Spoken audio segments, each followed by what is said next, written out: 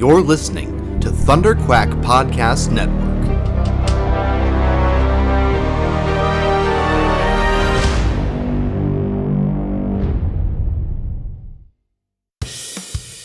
This is the ThunderQuack Podcast, the official podcast of ThunderQuack Podcast Network, where anything can happen. So strap yourselves in and hold on to your butts. It's ThunderQuack time! Well, hello everyone, and welcome to a new Spoilercast from the ThunderQuack Podcast Network, your network for everything geeky in the whole multiverse, whether it be Harry Potter, DC, Marvel, Star Wars, and so much more. I'm your host, Andy Behbakht. You can also call me Andy B if you want to. And I'm one of the hosts of the Sabrina podcast here on the network. And joining me, we have two fellow ThunderQuackers. Oh, ThunderQuackers, I like that. Look how clever I am. That does sound good, yes. We have Amanda. Hi, everybody. One of the hosts of Quiver Podcast. And we have Tim. Hey, what's up, everybody? Good to be here. And what show do you do? Oh, I am from Star Wars. The saga continues. Yeah. Oh, yeah. The saga continues. We have a lot of episodes dropping these next couple of weeks, so you can imagine why. Yeah, this little thing called Star Wars Celebration happened in Chicago, and it wrecked our universes for sure. So yes, it did. We're here to do a spoiler cast. We haven't. The three of us have actually not done a spoiler cast literally since Aquaman. So no, I actually wasn't there for Aquaman. Well, you were there in spirit. Okay, good. So that's what I meant. Yeah. So I think we've done something before, but I can't remember. Not since Aquaman. Yeah. That was the last one I did. Definitely. I don't do these very often. Really, I only come on the spoiler cast when Andy's like, "Hey, let's do a spoiler cast," and I'm like, "Oh, okay, I guess." Oh, you make me sound so needy. Okay. You're not. No, it's because I want to actually get a chance to podcast with you, Andy. Because I don't get I agree. I've said this on air outside of these episodes and also on my regular podcast that Amanda Konkin is literally one of the person I want to podcast more with, and of course Tim as well. We had so much fun with when Tim was on the crossover last year for DC podcast, and I'm like, man, I need to podcast more with him. Like, how come? Why is he so? You're busy. You're a very busy boy. Unfortunately, yes. So I'm excited we get to do this, and it's for a film that I think we all love very much. It's this little indie film from Warner Brothers Pictures called Shazam. Not an indie movie. It's a pretty big-ass movie. And this will, like we said, it's a spoiler cast, so we will be going full-on spoilers. If you haven't seen this movie... Shame on you, because it's been like a month, so... Yeah, exactly. And secondly, is worth it. Just saying. Yeah. So no shame though. Always get a chance to watch good movies when you want them, even if it's late. Well, speaking for yourself, I will shame them. I will shame them. I immediately felt bad for being so harsh. It's okay. So. That's why I'm here. So if you haven't watched it, go watch it and then come back and you can enjoy our full discussion. So, but before we get into the movie discussion, I'm just curious, Amanda. I'm gonna start with you, Amanda. What was your prior knowledge to this character before seeing it? Have you ever read comics? No. From him? Okay. It was zero. I had zero previous knowledge. I had academic knowledge in the fact that I was like, oh yeah, there was a lawsuit a couple years ago in which they changed Captain Marvel to be because of the whole Marvel thing. That's what I knew about Shazam, was that Shazam wasn't the original name. But other than that, I had no idea. Something that I kind of went into it not specifically being I'm just going to not have any knowledge. I'm just going to go in and just be entertained. And oh my gosh, what the best choice. I didn't research anything. I really just watched the trailers. I was skeptical because Zachary Levi, as much as I love him, I was I don't know if he's going to do all right as a superhero, how it's going to work. I think it worked out really, really well. But the thing that I was unexpected, I didn't realize that it was magic based. And that makes me really happy because, all of the stuff I know about DC, the DC universe, really comes through Superman. That's my outlet in. And so, understanding the world and knowing that magic exists, but it's always been peripheral because magic is one of the only things that affects Superman, which I think is really cool. And so to see that whole side of that world that I knew existed in DC sort of open up to this whole other possibilities was just really, really cool. And so I got to go in as a little kid, and I went with somebody who also was just going to go watch a fun movie. So the two of us just got to go there with like no preconceived notions and just watch something and have a lot of fun. And it was so unexpected and so exciting. So that, yeah, but it was kind of nice, I think, going in fresh. So it was somebody who like appreciates the DC world. I got a lot out of it, but I didn't have to know anything to really love this movie. So, well, that's awesome. Nice. That's really good to hear. Yeah. And Tim, what about you? Did you have any how big were you into Shazam before seeing this film? Yeah, growing up, I always knew of the character Shazam and pretty much just his basic origin story. A little kid who turned into an adult superhero with all these awesome powers. So I always was aware of the concept and the character and just kind of saw him in appearances, whether it's certain comic events or even later on in like Justice League Unlimited and certain animated series. That was pretty much my exposure to him. But once the New 52 launched and about a year afterwards in the Justice League comic, once Jeff Johns started doing those backup stories, creating a new origin story for Shazam and Billy Batson, I absolutely loved that new origin that he was doing for him. It just, added so much more layer and depth to the character and how he becomes a superhero. I just immediately fell in love with that story and grew more of appreciation for the character of Shazam. So much so that I thought, man, if they were to do a Shazam movie, this is the origin they got to do for him. This is so good. It work so well for a modern movie telling it this way. And a few years later, that's exactly what I got. So I went into it pretty excited, knowing that they were going to heavily adapt Jeff Johns' new origin for Shazam. And I was really happy they were doing that. And once I saw the whole movie, I thought they really nailed it.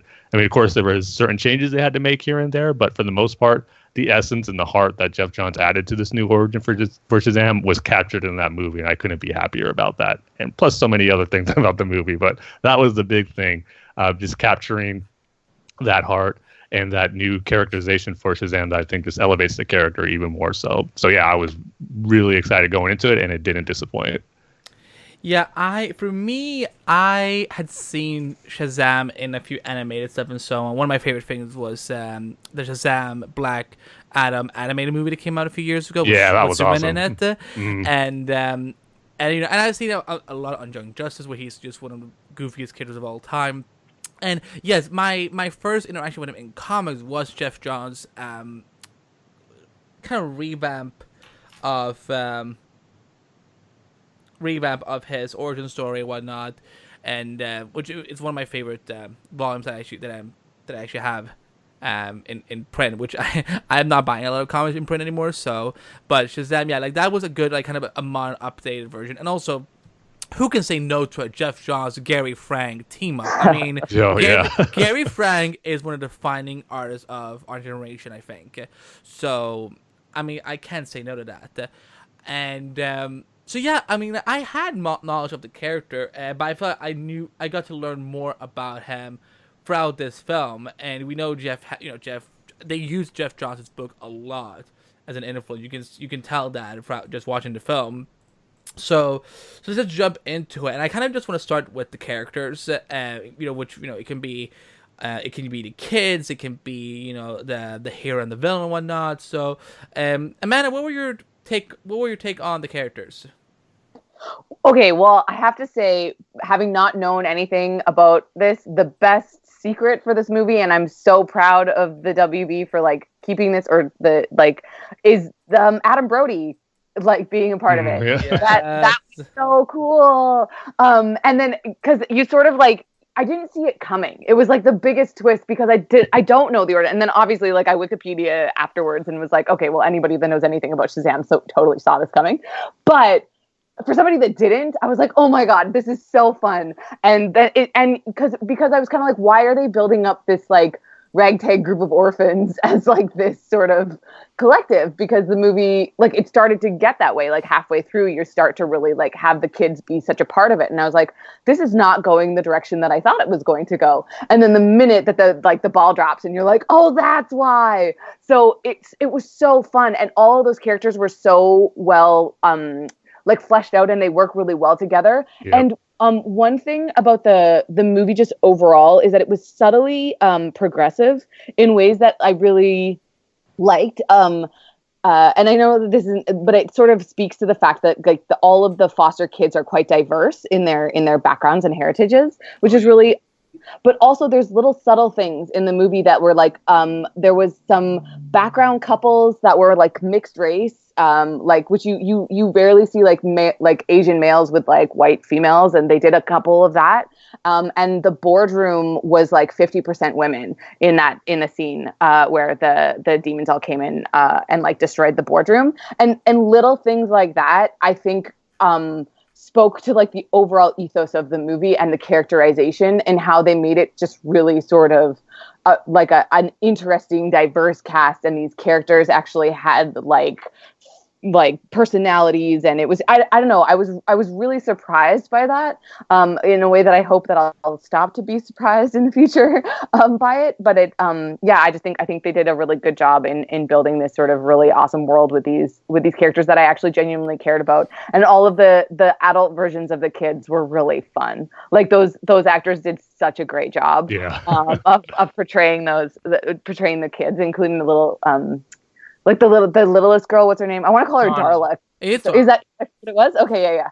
So she seems like a Darla. Yeah. Anyways, so it was good. So yeah. That was such a great moment when we saw it in the theater for the first time, because I was fortunate enough to see it when they had those early preview screenings. Nice. 2 weeks before it actually came out. The Amazon one. And I was going into the movie wondering, are they going to do the Shazam family? Because I know what happens in the comics, but will they save that for the sequel, or are they going to do it right here? Mm-hmm. But like I said, it was kind of leading up to that, and when it happened, the whole theater erupted in cheers, and it made me think, you know what? I'm not sure if everyone here is a diehard Shazam fan and just like that they're doing the Shazam family, but to me, it just mainly felt like everyone was just rooting for these characters, and it was just such a great moment and payoff for just anyone watching the movie not knowing too much about the Shazam universe, and that was a possibility. So it was just such a great moment overall, whether you're a diehard Shazam fan or not. It's just such a great moment, had such a great payoff for everything that led up to that moment. So yeah, it was really great. Also, the sins were so well thought out. Like they actually had personalities, which was really cool. Like that of all of the pieces, those 7 like VFX monsters were not just super generic. They were actually like genuinely like characterized, and I think they put a lot of thought and effort obviously into them, and I think that was fun and unexpected. Where when he actually has the showdown then with Envy, right, that it's like it actually means something. Like this is one of like he's genuinely fighting with that particular sin, and I think that's pretty cool to be able to like personify these concepts in VFX monsters and still make it entertaining and relatable. So yeah, that was another actually surprise. I went into it kind of like seeing the Shazam family, because I knew the 7 deadly sins are a big part of a presence of the Rock of Eternity, where Billy Batson gets his powers, where the wizard resides, and they had like the statues of them. So I expected them to at least have that in the film and kind of maybe reference them a bit. But the fact that they played a big role in the movie, it was awesome to me. It was like the perfect antagonist to have for a Shazam movie, along with Dr. Sivana. So that was another great element, and made for some cool action sequences, which right when I knew they were going to be involved, I go, okay, so the final climactic scene is going to be Shazam taking down Dr. Sivana and the 7 deadly sins. So I'm all up for that. That's going to be awesome. But it got made even better once the rest of the Shazam family came out, and each of them were fighting one of the 7 deadly sins. So it was even better than I was expecting, but it was such a nice surprise.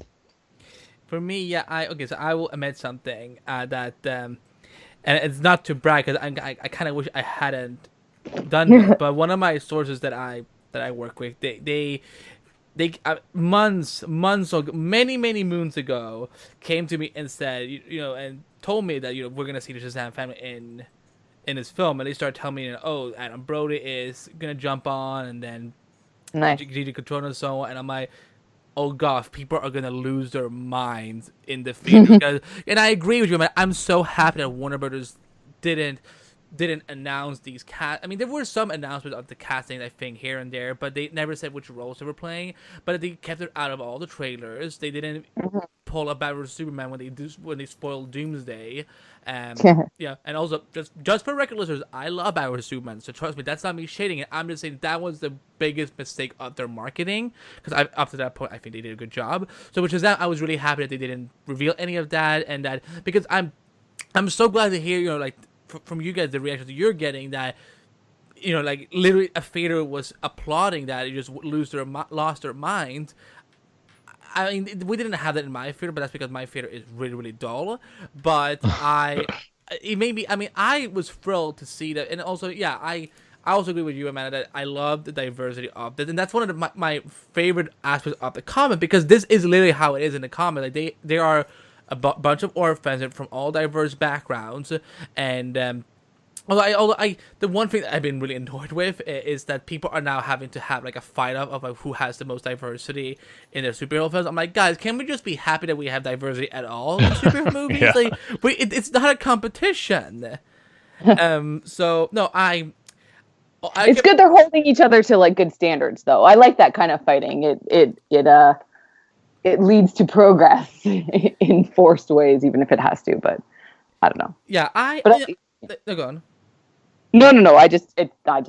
I don't want it to like detract from the actual like story and things like that. But I think it's maybe good that people are like lighting fires under each other's butts to sort of be like, hey, it's like the minimum amount you can do here. Do better.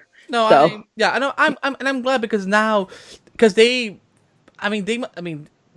of the actors they got were really, really young. Like, I mean, like Eugene. Eugene was the computer game, the gamer, and Darla was like the one who would never stop talking. I'm like, oh my god, I would adopt her, and we would make such a good fit as father and daughter, because we would talk for hours. Like, her whole thing of like, silence makes me uncomfortable. I'm like, Darla, I know exactly what you mean, because I don't like silence either. That which is a good thing for a podcast to say. Just saying. No, I think this I was worried at first, like, was this too soon to bring in the Shazam family? You know, bring them in so soon. But I'm like, no, because now you have a franchise with these characters, and I think, you know, because I don't. It could have gone a little dull if Billy had been by himself throughout the whole film. So I think, you know, I think this was an inspired choice in the long run. So like whenever we do get Shazam 2 or whatnot, I'm looking forward to see what else they're gonna do with these characters. I want to talk a little bit about. Let's focus on our hero and villain, or I guess heroes, because there's two Billys, and villain. Let's start with Mark Strong as Dr. Savannah. What were your thoughts about him, Amanda? I mean, I think he did a good job. I really didn't look into that much before I started watching it. I liked seeing Lionel Luthor that was pretty cool and unexpected, playing that role to a T.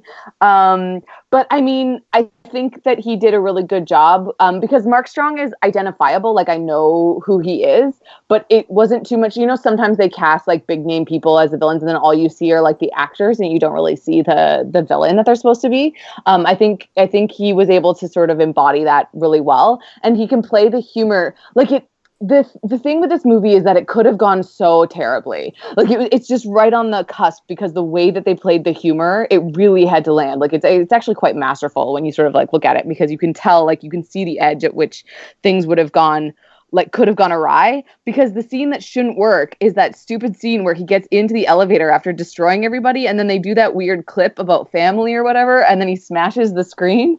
And it's just like, it was such a superfluous, like, it was so unnecessary, but it worked. And so he was able to play like the straight villain so well, like just straight up villainous, like with Zachary Levi against him. I think it worked, because with other people, they might have gone to like lean too far into the comical villain or too far into the like straight man. But he had to be like that speech where he's like given the like death speech, and then Zachary and like Shazam's like, I can't hear you.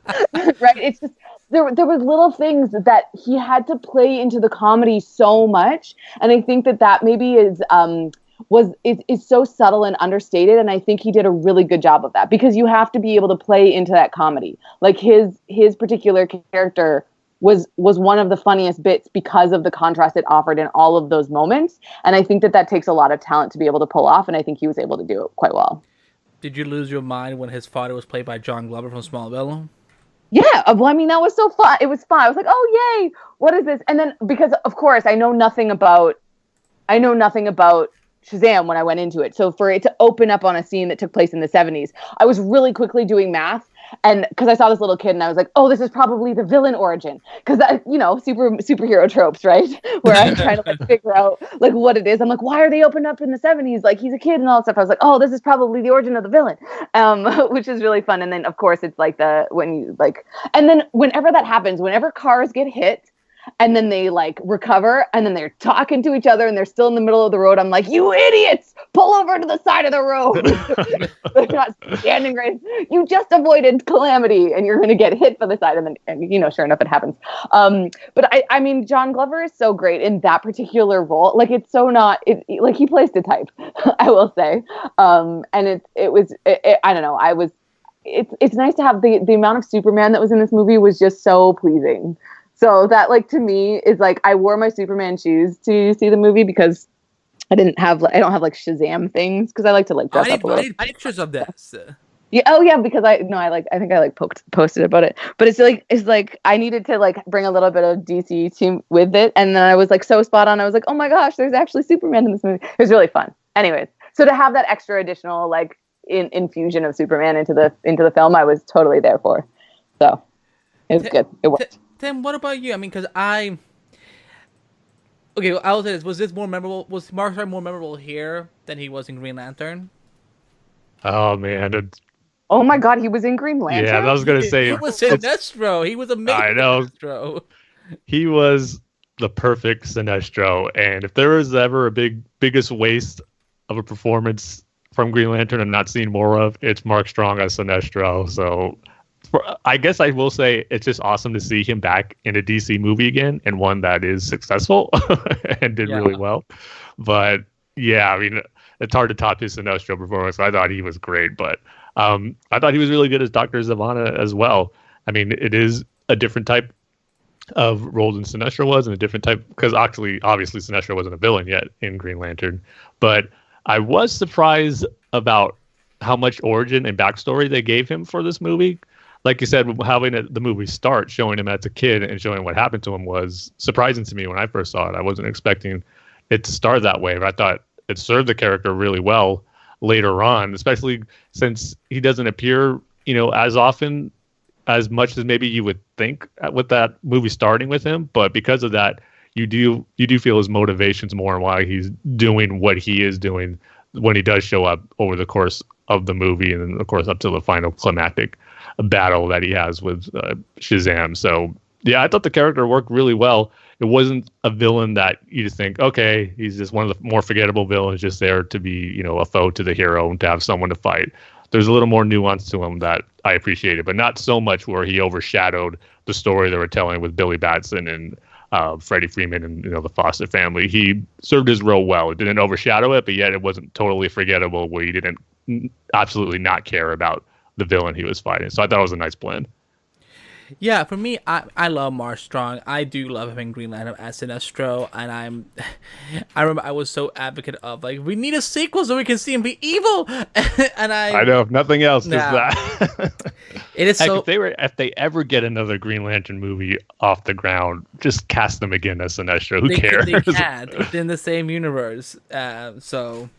I don't care. Just do it. They're just villainous origins. They just look the same. So didn't they do that all the time in what is it, in Doctor Who? They had a really great way, because they always cast the same actors in various roles, and then they have a term for it. I mean, hey, if you go to Vancouver, you get to probably play 10 different characters in the same TV show. Of course, which is not throwing shade at Vancouver. I'm so happy Vancouver is keeping its people employed. By the way, I forgot this film was filmed in Toronto. Was it obvious to you, Amanda, as a Canadian, this is so Canada? Well, at the end I watched through the credits. I always stay through the credits, and to see all the the way that they credit the Canadian, because they get all the tax credits for Canada or whatever, so they have to put like the Canada thing. And I was like, yes, okay, I so knew that this was in Canada because it just feels a bit Canadian. But I'm not from Toronto. Like I don't really pay attention. So like Toronto to me is so generic that it like could be, I never am sure if it's Toronto or like Chicago or something really generic because of just, it's like gray. And yes, I'm throwing shade on Toronto. You don't even understand. There's an East Coast, West Coast thing in Canada that people won't fully understand. Like it's a very different city. I'm proud that it was shot in Canada, but Toronto is like, it's its own world. So. Oh my god! Because I mean, yeah, because on Titans they do film in Toronto. So I'm like, and I will say this: please don't hate me, man. I'm like, I'm kind of excited to watch a DC TV show that is not in Vancouver because I'm like, I don't recognize it with with these shows that we cover. I'm like, oh. They've been there. They've been here. I know all these locations. Like, I would not be surprised if I could just like walk all by myself in Vancouver when I get there at some point. No, but I thought Mark's like he was a bit of a straight up classic villain, but at the same time, you understood him so well because to be called unworthy at that age, and I mean, look, his family was crap. Let's just like they were straight up garbage. Like, okay, I love John Glover, but the character he played was so extra. That I'm like, okay, like, your son is being teased by the older one, and yet you're yelling at the one who's being bullied? Okay, delete yourself. Delete your account. So, although I did gasp when John Glover showed up, I was like, and my friend was like, I'm like, why? Who's that? I'm like, who's that? I will slap you. That's the line of Luther from Smallville. Yeah. I was so offended. Gone? Yeah.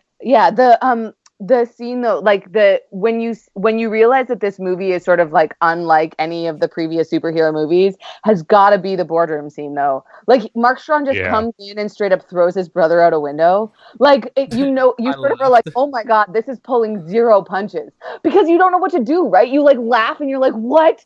That wasn't funny. He just straight up threw his brother out a window, and then it just like it's so beyond that I don't think the film could have worked any other way. Like, again, really, there was just such subtlety in just them leaning into stuff so hard. Like, they leaned so hard into the comedy, and then they leaned so hard into the evil, and then they leaned so hard into the magic and into the sins, and it really worked. So, but that scene with like John, with like that boardroom is like, it's in my brain. I think they did a really good job in the way that Donald Glover like reacts to him. Donald Glover? John Glover reacts to him. Yeah, it's really good. So yeah, I thought Mark did a great job, and now that Tim mentioned it, I wouldn't mind if we did see him again as Sinestro, even though it is in the same world. But we can't have that. We can't. If they're gonna make an exception, that is the one to do it with. I will say this: I'm happy that they left the door open for him to come back, because we will get to the post-credit scene in a minute. But let's focus on our main dudes: Billy Batson's Angel Asher and Asher Angel, and Zachary Levi. I just love saying Zachary Levi, because he's Bay. So, Amanda, what did you think of Asher as the young Billy and Zachary as the older Billy? I hadn't been familiar with that kid, like the kid actor. Like, has he done a lot of stuff before? Because I don't think I've seen him in anything. I think his biggest credit is Yes, he played Jonah Beck on Andy Mack. Oh, I don't know what that is. Never heard of it. Yeah, it's one of the many probably mediocre Disney Channel shows that are out there. He seems like a Disney Channel kid. Yeah, I'll get that. The two kids were really well done. I will say that that kid and Zachary Levi are not exactly who I would like pair with one another. Like, they don't seem like Zachary Levi seemed less like he was playing Billy Batson than he was just being Zachary Levi as Shazam. So, like, that pairing, I think it's still successful. Like, I think, but you didn't really get enough time to like really know Billy as a kid. Whereas, what's the other kid's name? Freddie. So Freddie when and this is why I just say, like, I loved Adam Brody so much. Like, there is no better pairing in the world that I could have imagined between those two actors. Like, the kid that plays Freddy and then the like Adam Brody version of him. You're like, of course Adam Brody is the grown-up version of Freddy. Like, that's exactly what I would have pictured. I didn't have that same reaction between Billy and Zachary. That's fair. Not to say that it took away in any way, because you kind of want. And I mean, I know that this is terrible, but I sort of talk about it a lot, that superheroes become the things that they play against. Like, I don't like Superman because of Superman. I like Superman because of Lois Lane, like how other people react to them. So I don't need the main character to have that much personality. I need the people around them to be like influenced by them. So I didn't actually care that much if Billy Batson or if Shazam weren't like super in sync, or it was really their relationships with the other characters. So Shazam, the way that he acted with Billy, and the way that Billy acted with Freddy the way that Shazam acted with Freddy and the way that Billy acted with Freddy, that was the relationship I cared a lot about. And I think that both Zachary Levi and Asher Angel did a good job at like that relationship being pretty consistent. And so that's what I care about, and therefore I quite liked the way that it all played out. You know what's so funny is that, and I want to get your take on this, is some of the people I've talked to who saw this film almost preferred, even though they loved Jack Dylan Grazer as Freddy, they almost would have pictured the guy, Jack who played Freddy, being a better fit as the younger Billy to Zachary Levi's Shazam. It's funny that you say that, Andy, because I wasn't familiar with both kid actors when they got cast. So when the first image came out, I thought Freddie Freeman was actually Billy Batson in that image. I was like, oh no, that's not the actor who's playing him. It's someone else. So it's funny you said that, because I actually kind of, when I first saw the like official image first release, I kind of had them mixed up. He has more personality than like the Freddy actor has much more personality than the actor that played Billy. And I don't know if that was like a director thing where they like made it so that Asher was like less vibrant, but I don't know. I also think I believe this was Asher Angel's first big film, so I think that, and also because he hasn't really done all of it. He's done like 1 or 2 episodes of like various shows, and then he played like a kid on some film in 2008. So this was his big, cinematic debut. So because I can tell that because I've seen Jack Dylan Grazer. He was in It. His charisma is just off the charts. So I think Asher will grow into. I would not be surprised if he has more energy in the sequel, to be honest, because I think I felt the same way that he was very. There were times where even Freddy was kind of overshadowing him a lot. So like once Zachary Levi showed up, I'm like, okay, now there's more of a balance. But I don't think, which is the point. That's the point. Like, I think that was really good casting, because if Asher Angel had to play against Zachary Levi, I don't think it would have worked. But he would not have been a good friend. Exactly. Friend at all. And so I think that the personality that I think it's Jack Dylan Grazer or whatever, like, brought to Freddy's character, I think worked really well for that dynamic. But you're right, he does have, like, immediately, like, when you see pictures of it, he has just more personality between the two of them in a way that you could easily mistake for him being the superhero versus the other guy. So yeah, let's hope the next movie has Freddy as a superhero all the time. Yay! I mean, look, I'll take any excuse to see more Adam Brody, because I was like, I watched a little bit of OC. Okay, I'm almost watched all of OC. And his character on the OC was always, he was a big comic book nerd. So like for me, this was so rewarding. I'm not even. It was so rewarding to see Adam Brody in this role.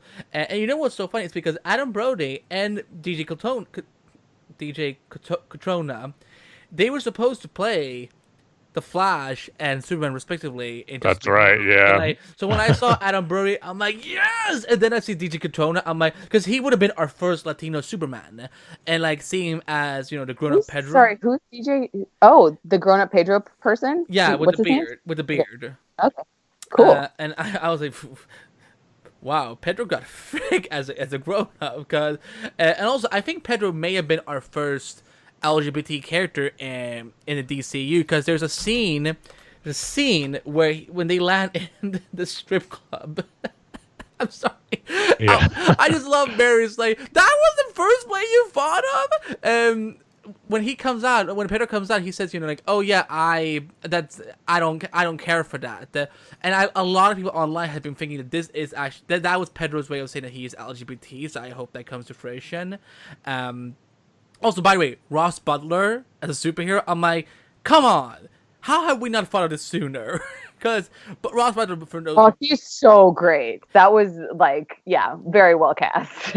Very good cast indeed. Yeah, before I go to my thoughts, Tim, what were your thoughts on Asher and Zachary, respectively?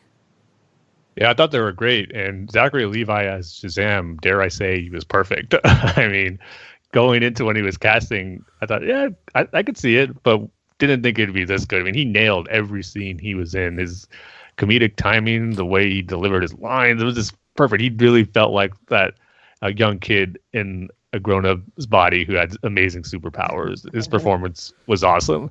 I thought Asher Angel did a good job as well, but I was surprised, I don't know if you guys felt this way, that he just didn't seem to be in the movie as much as I was expecting to. Like, there was moments where you would expect him to be in it, but it was more with Shazam, and I get it. Shazam's, it's the name of the movie, so he's going to get more of a focal point. But so over the course of the film and when it was over, I thought Billy Batson, just as, the teenager, would have been in it more. But not really a nitpick, but just something I noticed or how I felt afterwards. But I will say I really loved what they did with Billy's origin story, pretty much, and how he became an orphan and going from foster home to foster home. I was wondering if they would explore that too much, because in the comic that I read with Jeff Johns revamped it all, I didn't remember that they went into, what happened to his parents at all in that story. So that was something I was kind of left out of the blue going into it, wondering if they would explore that. If it was explored in the comics, I just didn't read it later on. So I wasn't sure what they're going to do. But I really liked what they did in the movie, because when they show that flashback scene, when we show him and his mother, and he's a real young kid and he gets separated from her at the fair, and we see him get found by a policeman, and, you would assume you just wait with the police officer there and his mother would show up, but she never did. So it just made me think, okay, what are they going to go in this direction? And when we finally get that moment where he does meet his mother, I thought it was going to play on those tropes. Oh, it's going to be a happy reunion. She'll explain why she couldn't get to him. But no, that's not the direction they went in. And they made it more of a tragic story. And I applaud him for that. I thought it worked really, really well to subvert expectations and what they were going to do. Have it be where his mother decided to give him up and not wanted to be a part of his life, even though she's, wanting to do it. But even though she thinks she's doing it in good intentions to have him have a better life, that's not how the way he's going to feel. It's going to be like devastated by finding that out. And I liked how that was, the final motivating factor to really become a hero and just really embrace his foster family as his real family now. Because I was expecting to be, a happy reunion with his mother. He's going to learn what it's to be a superhero from her. He's going to go back to save his foster family, even though he has his real family now. But no, it wasn't done that way. And I applaud the way that they did it in this film. It wasn't what I was expecting, but it definitely worked so much better for the characterization of Billy Batson and for him to become a hero. So I loved what they did with his origin story. Yeah, hang on. Oh, sorry. I had the exact opposite expectation, and they also subverted that. So the idea that, like, I thought that it was going to be something where his mom was terrible, and then he would, like, lash out and, like, go into a rage and think he wasn't worthy, and then it would, like, because at the beginning, right, they sort of say that you can't, like, abuse your powers for revenge, and that maybe he was going to, like, want to get revenge on her or something weird, but they didn't. They just sort of use it as this beautiful character building moment of him realizing, like, it not only subverted tropes in the way that you're talking about, where it wasn't like this big reunion, but they also didn't go the other way. It wasn't anything that was significant to him as a driving force or like this huge sort of explosive catalyst. It was just sort of the push in the right direction that he was already on that journey. And I think that was so amazing for that. So I just think it's really interesting that I had like a different expectation as how they were going to go. And they subverted both of them. And I think that was definitely the right choice. Sorry, Andy. I know that I cut you off many times. It's fine. It's totally fine. No. I was going to say, when the whole thing with the mother went down, that was the only time when I got really angry, and I think maybe that was the whole point. Because like, some people would have maybe said, oh yeah, she's doing a good thing for him. I'm like, she's utter trash. That would be, I literally cussed at her, which a parent was not happy with because they gave me a look. And I'm like, what? Here's the thing. Okay, parents, listen to me. PSA. They're gonna learn at some point anyway. No matter how much you ground their ears, they're gonna learn those words. So deal with that. No, I swear in front of when I'm at Mike and Crystal's house, and every once in a while I go to swear and I like stop myself, and they're like, that you can just swear in front of her, and I was like, but she's a little girl, and they're like, it's okay, she's gonna hear the words, and I'm like, okay. So there are some parents that are like lean into it a little bit, Andy. So yes. Yeah, no, but in that moment, I was like, I hate this mother, and I'm like, when he says to her, I gotta go back to my real family, I'm like, yeah, you go, there you go. I'm like, yeah, that's what I'm talking about, like. But there are trash humans, though. I think that's really good. You never really see those kinds of people in superhero movies, right? It's always about people that need to be saved, or people that are villains, or people that are heroes. You don't just have like people that are kind of terrible, right? Where they're not like, she's not a villain. But she's just like bad mom, right? And you're like, that's really cool and refreshing. And yes, of course, it's something that you hate, but it's like it does lead him in the right direction. But yeah, it's nice to see that. And I agree with you. You're supposed to. I think what you're feeling is very visceral, right? Like you're supposed to not like her, and that she is a terrible mom. And like it's this great. I think they pull on the exact emotions that you're supposed to have in that particular moment. Which No, exactly. And So yeah, I thought it was an empowering moment for him when he kind of got to shut her out, because I was like, I'm not okay with it. But yeah, I like I said, Asher Angel, I think he did a good job. I think even, I mean, I agree with him. Like he was not in this film as much as I thought he was going to be, but when he was in the film, he was really good. So. But maybe in the sequel he will be in it more. But yeah, it's gonna be interesting how they do that balance between the teenagers and the adults when they get to the sequel. But I will say too, they should probably hurry up on those sequels because those kids aren't gonna stay that young. That's literally what I think one of our executives said recently when they decided to put a sequel into development. Is like, they're growing. We gotta make them sooner rather than later. So it's like they're probably gonna do Shazam 2 and maybe 3 back to back possibly, just so that, because I mean. I think even there was an interview with Asher Angel and Dylan Glazer, and like you can tell one or maybe both of them are going through puberty because oh, listen to them, they're sounding like men now. So I'm like, they gotta hurry up because that was also the big. I mean, that's always been the big problem on Gotham, is because the kids they got to play Selena and Bruce were growing up so fast. That like you can't, like, I mean, heck, the poor Poison Ivy. The reason they had to like re-age her two times was because the actors kept getting bigger and bigger. So.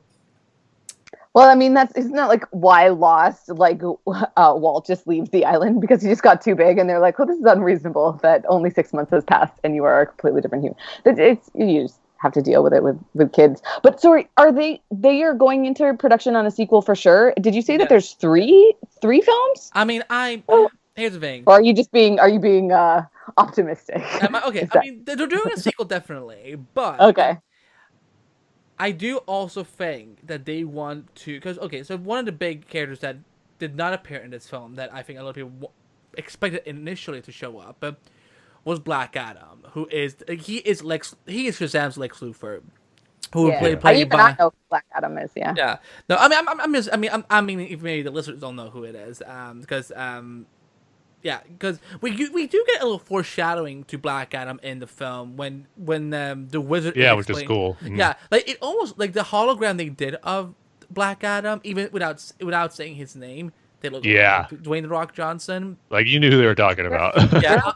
Sorry, when was that? Was that in this film? Yeah. So the wizard, like, he tells I think it's either Billy or he's telling Savannah, like, as kids, explaining there was a warrior who was bestowed with these powers, but he used it to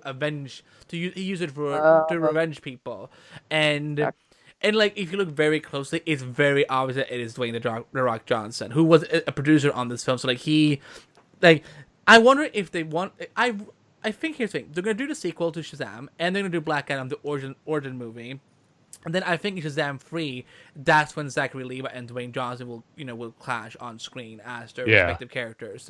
So like, even if I'm not saying there's a guarantee we'll get a second sequel, I think that's what probably Warner Bros. Wants to do. So and the post credit scene kind of sets up a return for Savannah, and I gotta read this right because it was so dumb.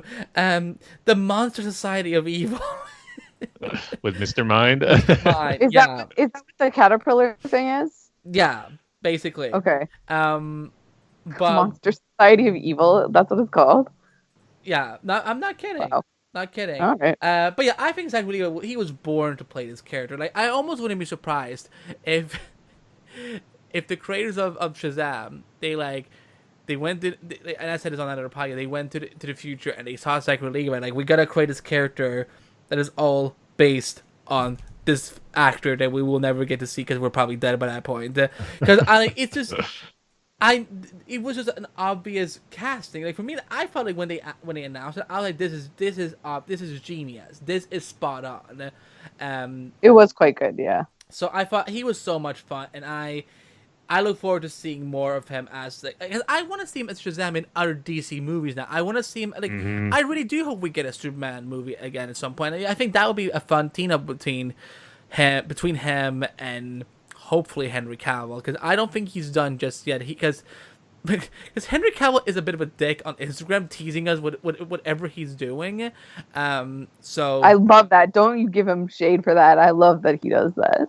No, I love that he. I mean, Henry Cavill can do anything, and he can't do no wrong in my book. Although, can we talk about the hilarious Superman cameo in the film?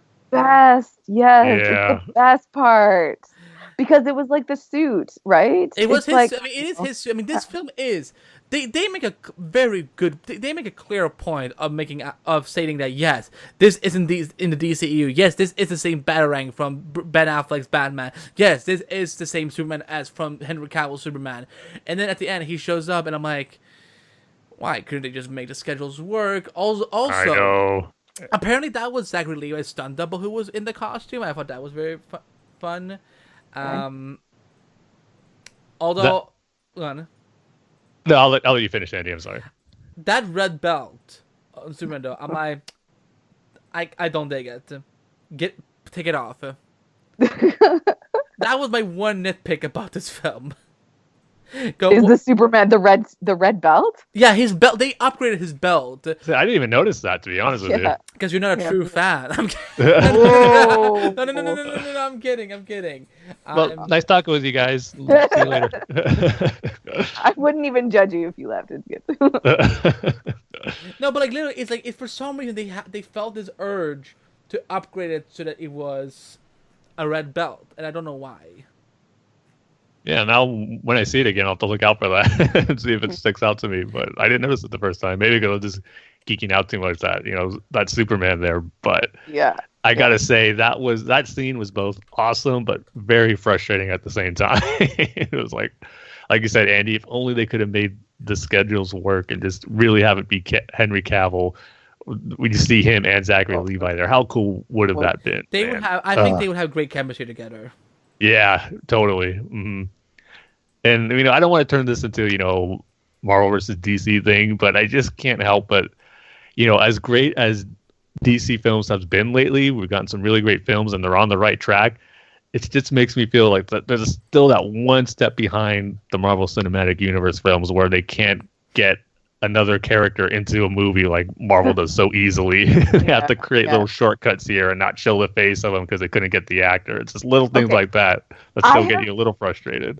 I've talked about this many times in many different ways, but it's because DC has such recognizable, huge, like heroes that are driving their own box offices that they can't do that same thing where in Marvel.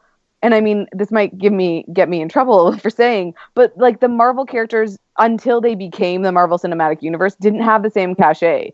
Oh, you're absolutely right. Nobody cared if you put Ant-Man in a movie because nobody was invested in that character. Whereas Superman and Batman have always been Superman and Batman, right? So it's like it's harder for them to give up. And it's also why DC has fallen behind, because they have these characters that they're just so invested in and they can't let them go. And anyways, I'm hoping that that'll change though. They're seeing like, I don't know, my biggest takeaway from Shazam and what I'm hoping it sort of does is show them that they can have fun with their properties, that they can be a little bit more tongue-in-cheek about it, that they don't have to be so precious, that they can build something in the universe, right? Like that this takes place in the same universe as Batman and Superman, and it doesn't take anything away from that, right? From those movies being their own and having their own or whatever. So I don't know. I hope that continues. No, I mean, I think that's since Walter Hamada took over for DC Films, I think they've been on a very good path of kind of.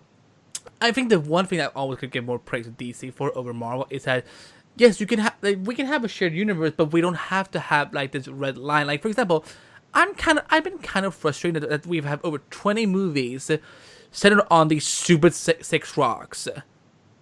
That made me so damn emotional in the last film because look. You don't take Tom Holland away from me like that.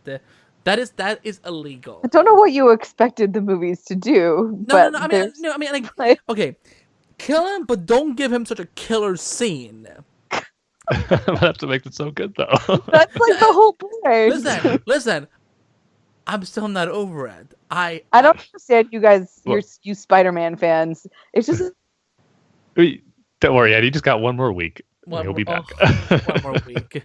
Oops, sorry, spoilers. Yeah, spoilers. He's coming back. Got another movie that's exactly. That is what's so funny is that Spider-Man Far From Home is coming. Kevin Feige was like, yeah, it's after Endgame. So there you go. No, I will say this. I'm happy, and I'm just talking about the tone now. I'm glad the fact that they're not rebooting. They're not saying that, oh, this is not in the same universe or whatnot. Yeah. Because I think you can have an interconnected universe, but you can have different tones. Like, yeah, Shazam can be a little more fun.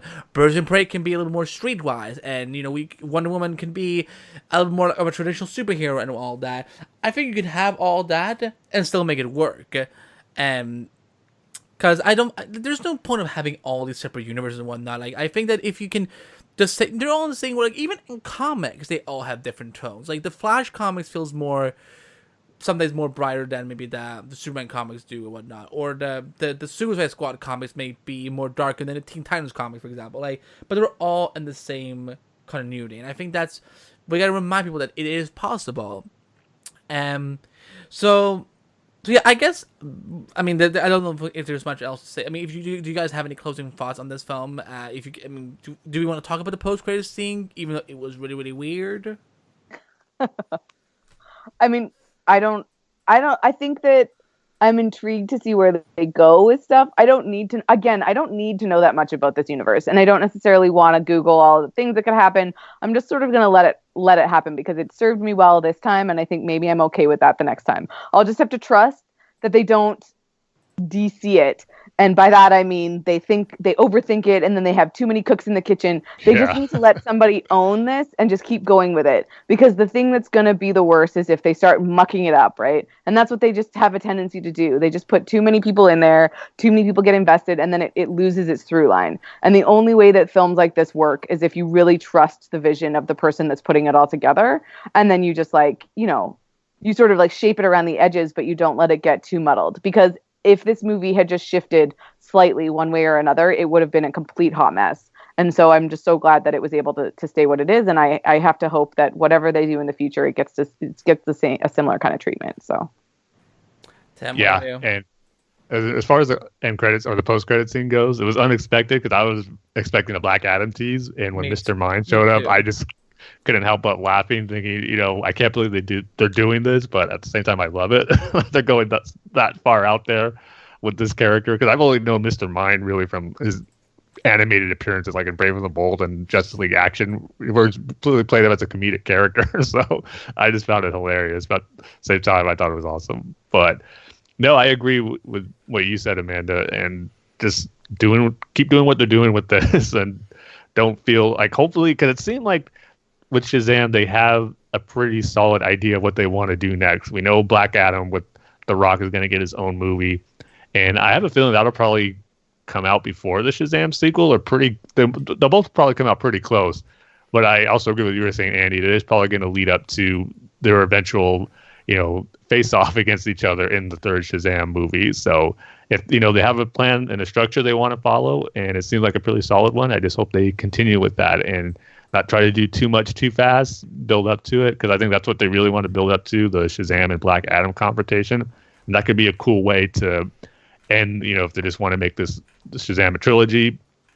For now, anyway, that'd be a good cap off to this first part of Shazam's cinematic outing. So yeah, I'm excited. I mean, how can you not be excited after this movie ended? We're talking about the Superman cameo. I mean, talk about the perfect end shot to the movie, minus not seeing his face. But it just ended on such a great tone. It got you excited about the potential for future Shazam stories, whether he is teaming up with Superman, but then you got Black Adam coming. So there's a lot of stuff to look forward to, and they just really laid the foundation down so nicely for Shazam and his universe, and the origin stories that come with the Wizard, the Council of Wizard, all that, his history and lore, they set up real nicely. So I just can't wait for that to be explored more with these characters and these actors playing these characters, because everyone just really did such a great job on it. So yeah, I'm excited for the future of Shazam films.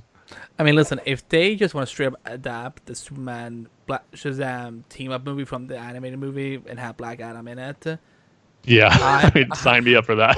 I mean, I'm not gonna complain about that at all, because if you give me Henry Cavill, Zachary Levi, and Dwayne "Rock" Johnson, I'm like, that's an awesome threesome. And you can take a statement however you want. It's fine with me.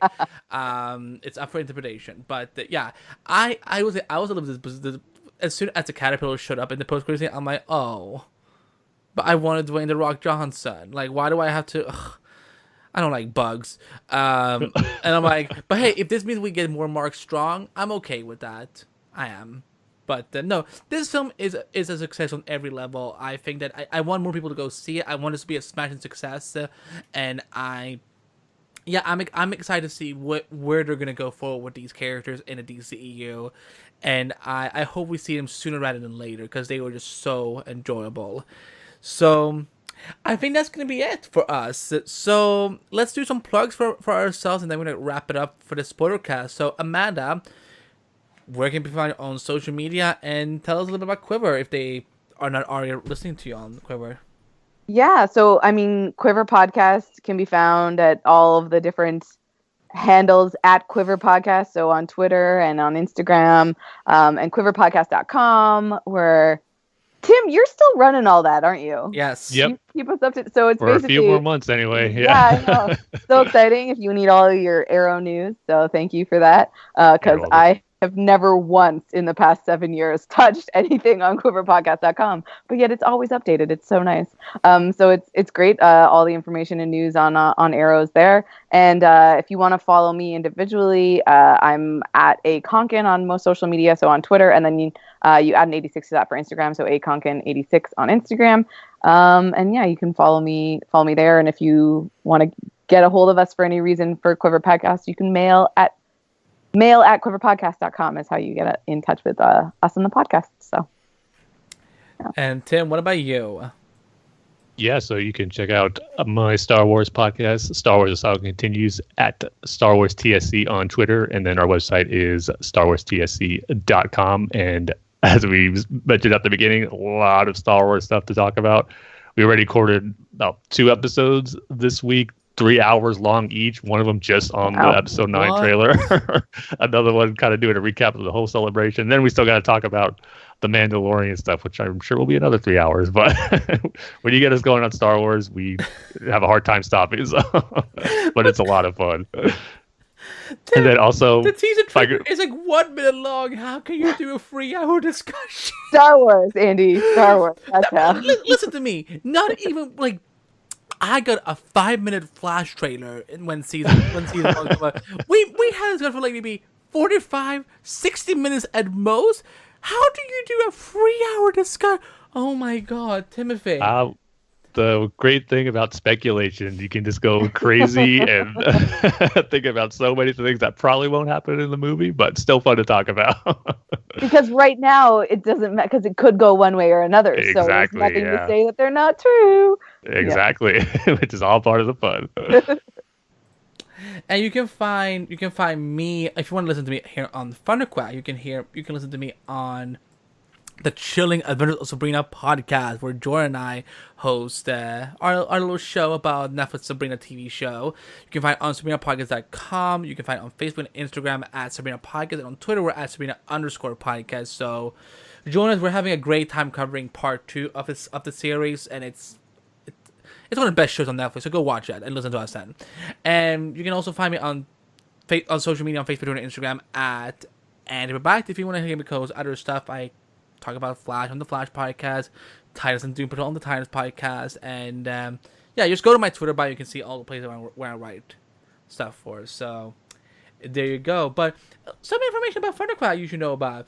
If you aren't already checking out all the amazing podcasts on the network, go to ThunderQuack.com and listen to all our amazing podcasts. We have. I gotta say, I'm proud to be part of the network. We have such a variety of shows that. There's something for all fans. There's Star Wars stuff, there's Marvel things, there's Quiver for DC things. We have Riverdale and Sabrina, and we have comics podcasts. So just go check it all out. It's a hoot. If you want to support us, you can go to patreon.com/ThunderQuack. And if you want to pick up some merchandise related to the shows that we do on the network, you can go to store.thunderquack.com. I got it right this time. And get some swag, get some merchandise, support a network, and there you go. So that's it. So for Amanda, Tim, and I, we thank you for listening for the Spoilercast of Shazam, and we will hopefully we're doing a Spoilercast later this year when Joker comes out, because I think that's something we should do. Just saying. Okay. Let's mark it down. Yeah. Let's mark it down. Michael, if you're listening, we've already made the plans now, so you can. Yeah. I'm going to get in trouble. So, thank you so much for listening, and we'll see you next time on the ThunderQuack Podcast Network.